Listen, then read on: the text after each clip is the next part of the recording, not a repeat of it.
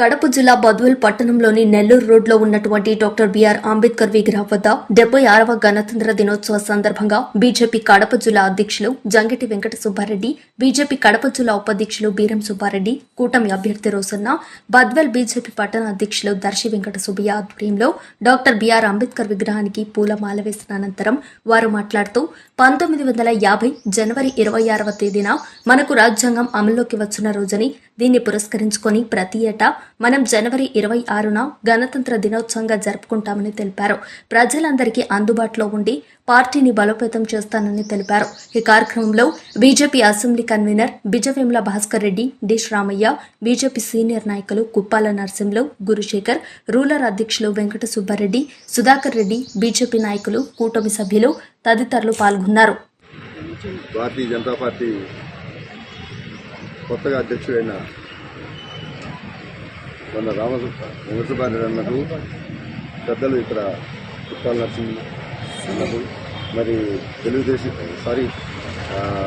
కూటమి మిత్రులు, బీజేపీ కార్యకర్తలు, లీడర్లు, మరి పార్టీ మిత్రులు, ముఖ్యంగా బద్వేలు నియోజకవర్గ ప్రజలందరికీ ఈరోజు గణతంత్ర దిన ముందుగా శుభాకాంక్షలు తెలుపుకుంటున్నాం. మరి ముఖ్యంగా రెండవదిగా మన కడప జిల్లాకు బీజేపీ సారథిగా, జిల్లా అధ్యక్షుడిగా ఎన్నికై మొట్టమొదటిగా మన ఆహ్వానాన్ని మన్నించి బద్వేలుకు వచ్చినందుకు మొదటగా ఆయన ఎన్నికైనందుకు శుభాకాంక్షలు, బద్వేలు ప్రజల తరఫున శుభాకాంక్షలు తెలుపుకుంటూ, రెండవదిగా మన ఆహ్వానాన్ని మన్నించి వచ్చినందుకు ప్రజల తరఫున, పార్టీ తరఫున, అందరి తరఫున ఆయన మరోసారి ధన్యవాదాలు తెలుపుకుంటున్నాం. ఈరోజు మనము 76వ గణతంత్ర దినోత్సవం జరుపుకుంటున్నాం. గణతంత్ర దినోత్సవం అంటే మనము పూర్తిగా స్వేచ్ఛావాయులు పీల్చిన రోజు. నిజానికి 1947 ఆగస్టు 15 మనకు స్వాతంత్రం వచ్చినప్పటికీ మనకు ఒక రాజ్యాంగం అంటూ లేదు, అంటే ఒక దిశానిర్దేశాలు ఏమి లేవు, ఫండమెంటల్ రైట్స్ లేవు. అప్పటికి రాష్ట్రపతి గారి ఎలక్షన్ లేదు. ఒక ఆపద్ధర్మ ప్రభుత్వంగా ఆనాడు ప్రధానమంత్రి చేత మన స్వాతంత్ర దిన జెండా ఎగరవేయడం జరుగుతుంది. ఎప్పుడైతే మనకు ఒక రాజ్యాంగం, అంటే ప్రజలే పాలకులు, రాజ్యాంగం, మన భారత రాజ్యాంగంలో. సో ఈ మనం ఎలా పాలించుకోవడానికి కొన్ని దిశానిర్దేశాలు, కొన్ని రూల్స్ అండ్ రెగ్యులేషన్స్, మన విద్యా విధానము, మన గవర్నమెంటు, తర్వాత ఏమైతే ప్రభుత్వ కార్యాలయాలు, ప్రైవేటు కార్యాలయాలు, అసలు పౌరులకు ఎలాంటి హక్కులు ఉండాలా, రాజ్యాంగబద్ధంగా, అంటే మన రాజ్యాన్ని ఏర్పరచుకున్నాం. ఆ రాజ్యంలో అందరూ సమానమైన, ఇంతకుముందు బ్రిటిష్ పరిపాలన ఉన్నప్పుడు భారతీయులకు సమాన హక్కులు లేకుండే, వాళ్ళకో చట్టం, మనకో చట్టం, వాళ్ళకో విధానం, మనకొక విధానం. అదెంత రూపుమాపుతూ మన స్వాతంత్ర సమరయోధులు మనకు ఒక పౌరులకు సమానమైన ఒక ఫ్రేమ్డ్ కాన్స్టిట్యూషన్ అనేది మనకు కావాలా అనే ఉద్దేశంతో మన వాళ్ళు 1950 జనవరి 26న రాజ్యాంగం అంబేద్కర్ గారి చైర్మన్షిప్లో రాయబడింది. ఆ మహానాయకులంతా, బాబు రాజేంద్ర ప్రసాద్ గారు, స్వాతంత్ర సమరయోధులంతా నిజంగా ఆ రోజు స్వేచ్ఛావాయులు పిలిచిన రోజు. సమానత్వం, స్వభ్రాతృత్వం, తర్వాత సోషలిజం, అందరూ ఒకటే అనే నినాదం ఆ రోజు వచ్చింది. ఆ రోజు నుండి ఈ రోజు వరకు అందరూ సమానులే. రాజ్యాంగానికి అందరూ లోపడాల్సిందే. రాజ్యాంగం ఏమి చెప్తే దాని ప్రకారం అందరూ బదులై నడుచుకోవాలి. తర్వాత ఎవరికి ఇప్పుడు ఆయనకు నేను తప్పు చేసి నాకు అదే శిక్ష, నేను తప్పు చేసి శిక్షా స్మృతి కానీ, న్యాయ విధానం కానీ, పౌర హక్కులు కానీ, ప్రాథమిక హక్కులు కానీ, ఎలా బ్రతకాలనే డైరెక్ట్ ప్రిన్సిపల్స్ కానీ, ఇవన్నీ మన రిపబ్లిక్ డే, గణతంత్ర దినోత్సవం రోజు మనం పొందుకోవడం జరిగింది. ఆ రోజు నుండి ప్రజలంతా స్వేచ్ఛావాయులు పీలుస్తున్నారు. కాబట్టి ఇంత గొప్ప రాజ్యాంగాన్ని మనకు అందించిన మహనీయుడు అంబేద్కర్ గారిని ఈరోజు స్మరించుకుంటూ, మరి ఈరోజు అందరికీ గణతంత్ర, మా అధ్యక్షుని సమక్షంలో మేము ఈ గణతంత్ర దినోత్సవ శుభాకాంక్షలు తెలిపేది మా అదృష్టంగా భావిస్తూ ఈ అవకాశం ఇచ్చిన పెద్దలకు ధన్యవాదాలు తెలుపుకుంటూ, ఈ గణతంత్ర దినోత్సవ శుభాకాంక్షలు మరోసారి తెలుపుకుంటూ ఈ అవకాశం ఇచ్చిన పెద్దలకు నమస్కారాలు తెలుపుకుంటూ ముగిస్తున్నా. సార్ ఇది చూడండి sir.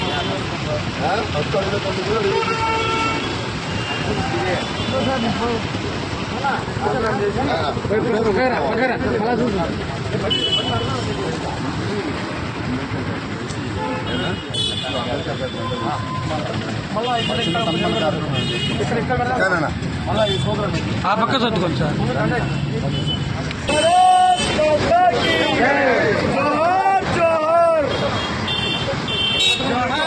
Doctor BR Ambedkar. Doctor BR Ambedkar.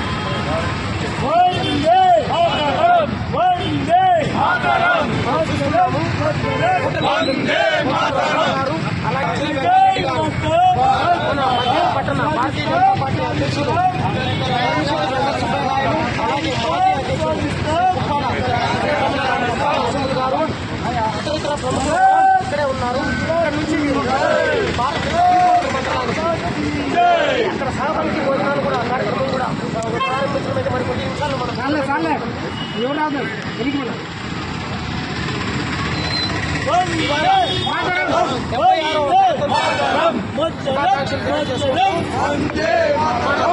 Bharatiya Janata party నూతన అధ్యక్షుడు అలాగే కూటమి అభ్యర్థి రోషన్ గారు.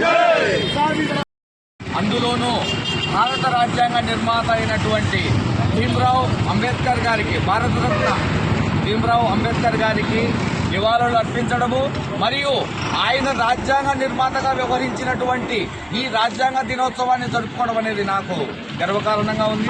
అందులో భాగంగానే ఆయన ఏ విధంగా అయితే సహపంక్తి భోజనాలు ఏదైతే అణగారిన వర్గాలను ఆయన పైకి తీసుకొని రావాలని కోరారో దానికి అనుగుణంగా భారతీయ జనతా పార్టీ పనిచేస్తోంది. దానికి అనుగుణంగానే ఈ రోజు పీకోడూరు మండలంలో అణగారిన వర్గాలను అంటే ప్రపంచవ్యాప్తంగా సమాజంలో వాళ్ళైతే ఏ విధంగా అనగదొక్కబడుతున్నారో వాళ్ళతో సహపంక్తి భోజనం చేస్తూ ఏక్ హైతో సేఫ్ అనే నినాదంతో ఏ విధంగా అయితే నరేంద్ర మోడీ గారు ముందుకెళ్తున్నారో అదే నినాదంతో అదే సేవకుల భావంతో మేమైతే వాళ్ళ దగ్గర అందరితో కూర్చొని ఇది మన నినాదము, మనమందరము ఒకటే, భారతదేశంలో ఉండే పౌరులందరూ మనం సమానము, అన్నదమ్ములం అనే నినాదంతో మేమైతే అందరం వాళ్ళతో కలిసి కూర్చొని భోజనం చేయడానికి వెళ్తున్నాము. మార్గ మధ్యంలో ఆయనను సత్కరించుకోవడం అనేది చాలా వరకు గొప్ప దినము. ఏదైతే కాంగ్రెస్ పార్టీ ఈ మధ్యకాలంలో నినాదం తీసుకుంటుందో భారతీయ జనతా పార్టీ రాజ్యాంగాన్ని తూట్లు పొడుస్తోంది, రాజ్యాంగాన్ని మారుస్తోంది అంటుందో, కాకపోతే భారత రాజ్యాంగాన్ని 88 సార్లు తూట్లుపడిచినటువంటి కాంగ్రెస్ పార్టీ ఈ విధంగా నినాదం తీసుకోవడం అనేది చాలా వరకు నీచాతి నీచమైనటువంటి చర్య. ఏదైతే భారత రాజ్యాంగాన్ని నిర్మించినటువంటి భీమ్రావ్ అంబేద్కర్ గారు ఆనాడే 1948లోనే చాలా వరకు అణగారిన కులాలకు కళాశాలను నిర్మించి వాళ్ళను విద్యాపరంగా వ్యాపార పరంగా అభివృద్ధి చేయాలనుకున్నారో దానికి అనుగుణంగానే నరేంద్ర మోడీ గారు స్కాలర్షిప్లు ఫెలోషిప్లు ఏర్పాటు చేసేసి ఏదైతే అణగారిన కులాలకు అంటే మరియు ఆదివాసీలకు వాళ్లకు సపోర్ట్ చేయాలనుకున్నారో దానికి అనుగుణంగా పోతున్నాము. అదే నెహ్రూ గారు అయితే ఏదైతే దళితులకు కానీ ఆదివాసీలకు కానీ రిజర్వేషన్ ఇస్తే వాళ్ళను మనం పరిపాలన విధంగా మనం ఎనగడుగు వేస్తామని అన్నారు. అంటే దళిత వర్గాలకు కానీ అణగారిన వర్గాలకు కానీ రిజర్వేషన్లు ఇస్తే వాళ్ళైతే అభివృద్ధి చెందుతారు, మనం వెనుకబడిపోతాము, మన రాజ్యాధి పరంగా లేకుండా అంటే ఎన్నికల పరంగా వెనుకబడిపోతామని వాళ్ళ కుటిల కుతంత్రాలను చాలా వరకు అయితే బీజేపీ పార్టీ మేము వ్యతిరేకిస్తున్నాము. వాళ్ళను ఎప్పుడైతే అభివృద్ధి పథంలోకి తీసుకొని పోతామో అప్పుడే మన భారతదేశం అభివృద్ధి చెందుతుందని ఆకాంక్షిస్తున్నాము. అదే 1980లో రాజీవ్ గాంధీ గారు ఒక మాట అన్నారు, రిజర్వేషన్లు కల్పించడం అంటే మూర్ఖులను అందరం ఎక్కడమే అని. ఎంత అంటే కాంగ్రెస్ వాళ్ళ యొక్క కుట్రలు వాళ్ళ మనస్తత్వము మనకు ఇన్నే బయటపడుతుంది. వాళ్ళు ఎప్పుడైనా సరే కాంగ్రెస్ పార్టీ అనేది రిజర్వేషన్లకు వ్యతిరేకము. కేవలం ఈ రోజు రాజకీయాల కోసము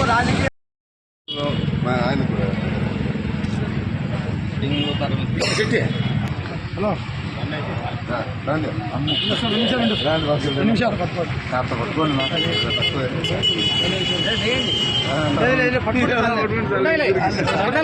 అది ఇంకోదండ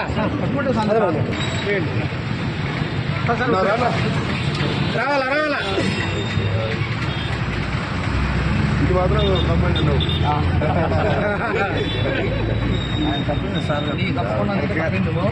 సార్ మీరు అట్లా నిలబడండి సార్ అసలు నిలబడండి సార్ సార్ ఇట్లా నిలబడండి అక్కడ నిలబడండి అన్నీ నిలబడి ఓకే ఫోటో కొడతాము. ఇక్కడ చూడండి సార్ సార్ ఇక్కడ చూడండి ఎప్పుడుదో లేదు అది. సార్ సార్ ఇది చూడండి సార్. ఉన్నారు కాబట్టి గౌరవించుకోవడం మన అధ్యక్షుడు కూడా వచ్చిన కాబట్టి సందర్భం మనకు మంచి శుభ సందర్భం. రాజ్యాంగ దినోత్సవం సందర్భంగా కేంద్ర పార్టీ ఆదేశాల మేరకు ఈరోజు రాజ్యాంగ గౌరవ దినోత్సవంగా జరుపుకుంటున్నాము. దీనిని మేము చాలా వరకు అదృష్టంగా గౌరవంగా భావిస్తున్నాం. ఎందుకంటే డాక్టర్ బాబాసాహెబ్ భీమ్రావ్ అంబేద్కర్ గారు డ్రాఫ్ట్ కమిటీ చైర్మన్ గా ఉండి స్వతంత్రత, స్వేచ్ఛ ఇవన్నీ పొందుపరిచి భారతదేశ పౌరుడు ఏక్ హైతో సేఫ్ ఐ అనే నినాదంతో ఆయన మన కాన్స్టిట్యూషన్ రాజ్యాంగాన్ని నిర్మించారు. అదే నినాదంతో మన భారతదేశ ప్రధాని కూడా మనమందరము ఒకటిగా ఉంటేనే మన భారతదేశం అభివృద్ధి చెందుతుంది, మనము కలిసికట్టుగా ఉంటేనే మన మీదికి ఎవరు రారో మనం సేఫ్గా ఉంటామనే నినాదంతో వెళ్తున్నారు. కాకపోతే కాంగ్రెస్ పార్టీ వాళ్ళు కానీ కమ్యూనిస్టులు కానీ ఈ భారతదేశ రాజ్యాంగాన్ని మారుస్తారు, దీన్ని చాలా వరకు నాశనం చేస్తున్నారనే నినాదంతో ప్రజల్లోకి తీసుకొని పోతున్నారు. దీన్ని పూర్తిగా మేము ఖండిస్తున్నాం. ఎందుకంటే భారతదేశానికి స్వాతంత్ర్యం వచ్చినప్పటి నుంచి ఇప్పటి వరకు కాంగ్రెస్ పార్టీ 88 సార్లు భారత రాజ్యాంగంలో మార్పులు చేర్పులు చేసింది. 42వ అధికరణ ద్వారా చాలా వరకు రాష్ట్ర ప్రభుత్వాలకు కూలదోసి భారత రాజ్యాంగాన్ని తూర్పు పొడిచింది. అంతేకాకుండా భీమ్రావ్ అంబేద్కర్ గారు విభేదించినటువంటి 370 ఆర్టికల్ కానీ 357 ఆర్టికల్ కానీ పొందుపరిచేసి రాజ్యాంగాన్ని చాలా వరకు తూర్పుపరిచింది. అదే బాబాసాహెబ్ అంబేద్కర్ గారి మీద 1952-54లలో ఎన్నికలలో ఆయనకు అగేనిస్ట్ గా కమ్యూనిస్టులతో కలిసి పోటీ చేసి ఆయనను ఓడించడానికి ప్రయత్నం చేసినటువంటి కాంగ్రెస్ పార్టీ నేడు ఆయనను రచించినటువంటి రాజ్యాంగాన్ని మేమే కాపాడుతాము, మేమే దాన్ని ఫాలో అవుతున్నామని చెప్పడం అనేటువంటిది సిగ్గుచేటు చర్య.